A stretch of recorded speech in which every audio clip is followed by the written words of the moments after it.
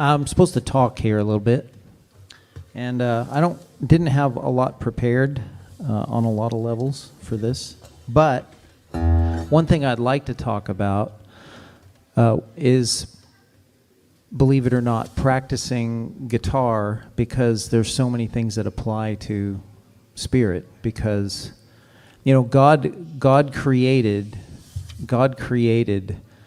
trees as an expression of the vine and branch relationship, not the other way around. He didn't make Jesus into the vine after creating trees. He saw in eternity that we were to be branches in the vine, and so he created trees for us to see that truth. By looking at a tree, we can know that we're branches in the vine. So the spiritual is always first, and then the natural. So all that to say, one thing I've been looking into a lot lately is what's called neuroplasticity. It's how the brain works, and how, as we get older, the idea used to be was that our brains got sort of solidified and we couldn't learn as fast. And that's being proven over and over to be not true at all. So one of the things that I do when I'm practicing is I get very specific about what I'm doing. So if I want to get more left hand facility and ease, so that my left hand looks like this when I play, instead of like this, if I want to get more ease, I have to focus on exactly what my fingers are doing. So I think, and you're going to have to make sense of some of these thoughts. I'm trying to formulate them well enough to do this.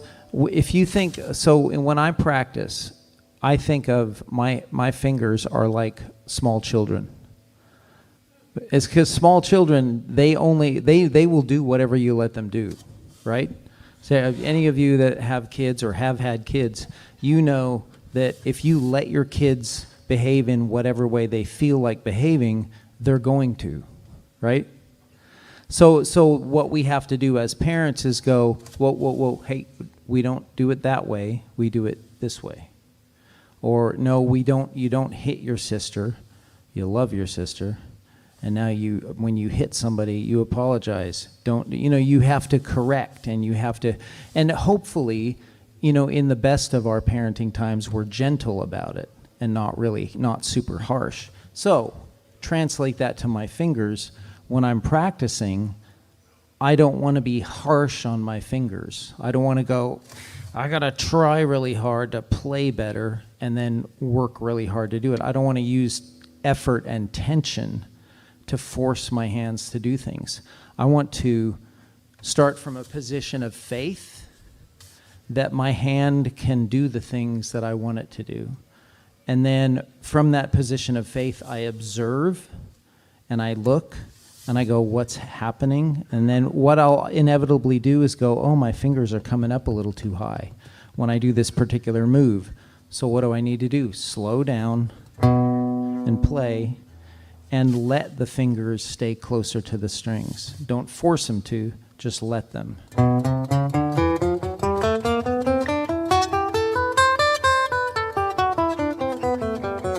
So I'll do some exercise like,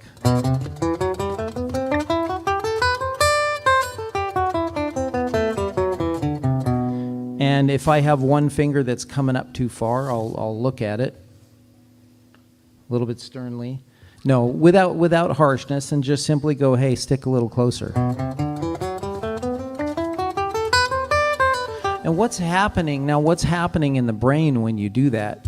When I learn a new lick, for instance, if I learned a jangle lick, I know this one, but let's say I was just learning it. Let's say I was just learning that.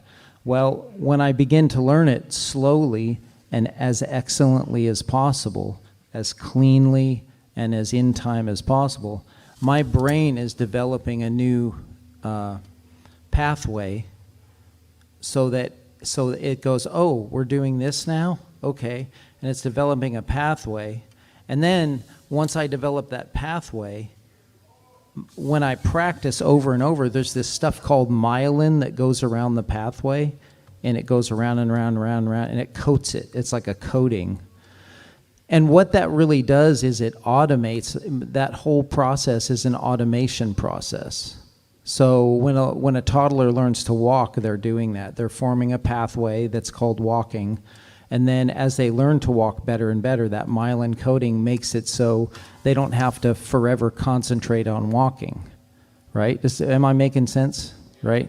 So when I practice, and I practice at the level of intention and attention, and I'm really paying attention to what I'm doing, I'm building those pathways coated with myelin, so I don't have to think about it. If I go place anything, I don't have to think about it and go, okay, I got to play this lick, and now I'm in front of people, and I don't have to do that. I can, because I've sat there and worked on these techniques. So when I guess the leap I want to make is from that place of observation and of that place of faith and observation of what I'm doing and paying attention.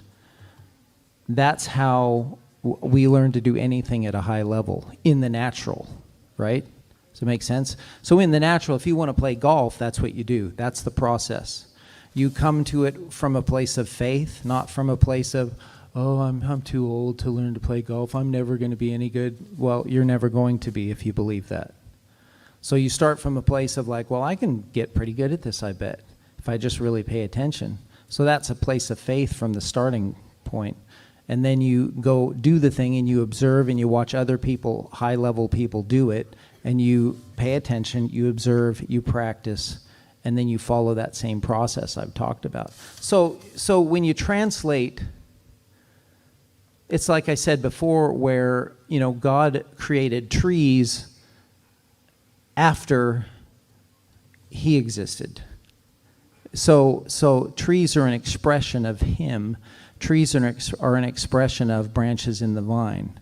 It's a truth and a reality that existed in God before he created the natural. So now to go from the natural to life in the spirit, it's a similar process. And it's not about necessarily rewiring your brain primarily. It's really almost like God rewires your mind and your thinking and your spirit, and everything that you think you are and thought you were, you begin to get more and more moving into the spirit life. And so I think what I'm trying to get at, I was talking to Sylvia about this stuff last night. You know, as you move on in the spirit, you should be moving away from old ways and things that used to dog you and things that used to trip you up. And then, so 10 years down the road, you look back and go, man, that stuff doesn't even bother me anymore. It used to really bug me. I used to get but we should be moving so that when we're with people or we're loving people and we want to play a fast lick, we can just do it because we've been rewired. So, but that process of rewiring, it takes patience. And patience really comes from faith, and then hope, which is really the expectation of good coming.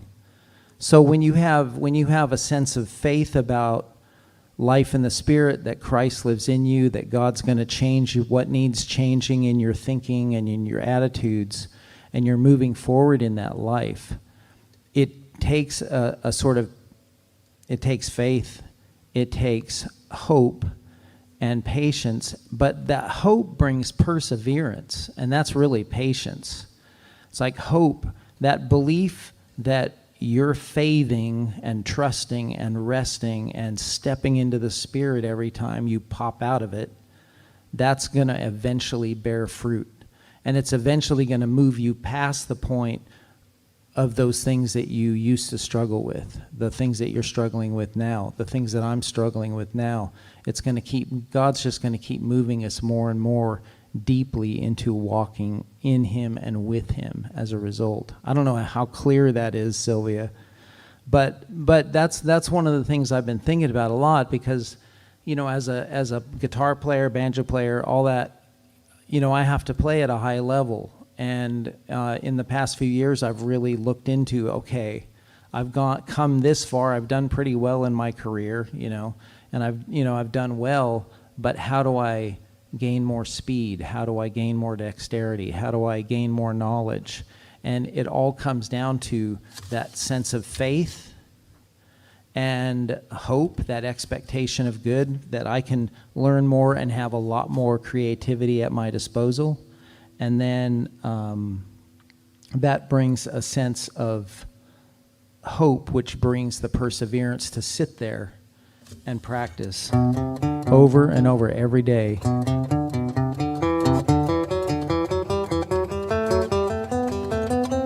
So then I work on these things so that they become a subconscious ease, right? So no, I'm no longer like Norman used to go. If you become a cook and you are a cook, you don't have to go around saying, I'm a cook, I'm a cook, I'm a cook. So I don't have to go around anymore going, I'm a guitar player, I'm a guitar player, I'm really a guitar player. I don't have to do that. I am that. But I can go on improving it, right? And figuring out ways to expand the kingdom of that, right?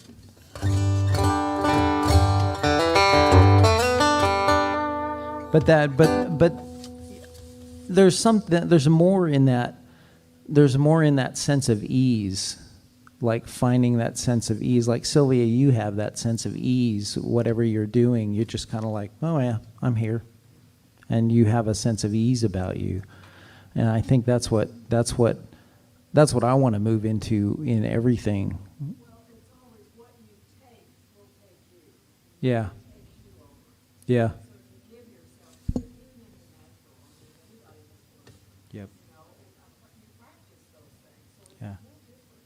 No, and it's that, and it's, there. As you do it, it does change your consciousness. It does. It really does, and it doesn't just like in the natural. It rewires your brain, in the natural. In the spirit, God is rewiring everything, because what He's aiming at with us, He wants sons and daughters who speak, and things happen. But in order to get to that place, we have to start speaking so that things happen inside us. And it starts with our insides and works to the outsides, doesn't it? Yeah. Tell us about your book. Oh, my book. I do have a book out. It's Moody Publications got a hold of me in 2020. And a friend of mine, it happened, I would have never gone to try to get a book deal. I don't do stuff like that. I'm just like, oh, whatever, I'll just write articles and, But a friend of mine is friends with the acquisitions editor at Moody, and she asked him, who do you think should write a book? Do you know anybody who should write a book? And he said, Ron Block. And so she got my number, called, and then we had a Zoom meeting, and then she showed me how to do the book proposal, and I got the book deal. I sent in a couple things I'd written, and then their board or whatever talked about it. But it started out, so I was going to write a book on identity in Christ. And so I wrote there's quite a few pieces that are in the book, devotional days, that are from that original idea, identity in Christ, because ultimately that's what the book is about. But I realized about, 3 months into the process, I thought, I can't talk about identity in Christ until I talk about Christ. And the essence of it was, who was he? How did he live? How did he do the things that he did? What did he come for? And, all those essential questions that I think sometimes in the church we're taught doctrines, but we're not really taught those most fundamental things of why. Why did Jesus why did Jesus come and live as a human being? Or did he live as a human being? I mean, a lot of people think that Jesus came and lived as sort of like Tim the Enchanter in Monty Python, doing miracles from his God power, rather than being a human being, having to trust the Father, blind, flying by instruments. I mean, that's what he was doing. And so I tried to answer some of those questions for people in the early part of the book. The first probably 11 chapters are about Jesus, how he operated, why he came, and those kinds of things. And then it sort of spills out into identity in Christ and how his life affects our life, and what the resurrection means for us, and what the cross means for us, and all those sorts of things. So, yeah, but I feel like it's been pretty well received. I'd like sales to be up more so I can write more, but that's it. Yeah, there's some. There's probably 20 left back there. So, what's that? I could.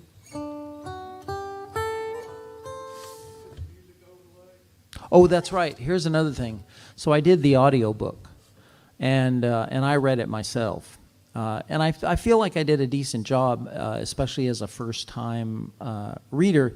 Partly because when our kids were growing up, I read to them all the time. I mean, we read everything from Narnia to the entire Lord of the Rings trilogy and The Hobbit and all that stuff.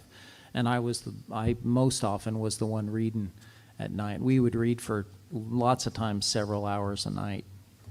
So I went ahead and auditioned for the reading, and then they accepted that. But I said to them, if I do this, I want to play guitars on it. And they said, okay, but they didn't go, oh yeah, we'll pay you a lot extra.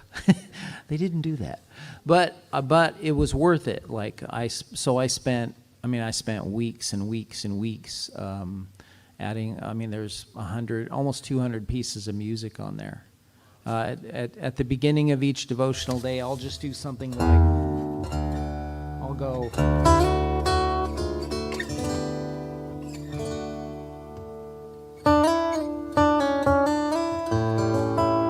I'll just play a piece like that, and then there's sometimes two guitars, and it's a really nice, easy listening, devotional. It's a devotion producing audiobook. So if anybody has Audible, I think I've had good feedback from people on it. So yeah, lots of good stuff. Anyway, I'm gonna play a little later, so I won't play now. How are we on time? We're probably about there. Yeah. So I'm going to stop here, and I hope that had some benefit. It was very impromptu and improvised, like a lot of the things that I do. So I'll give it back to Diane.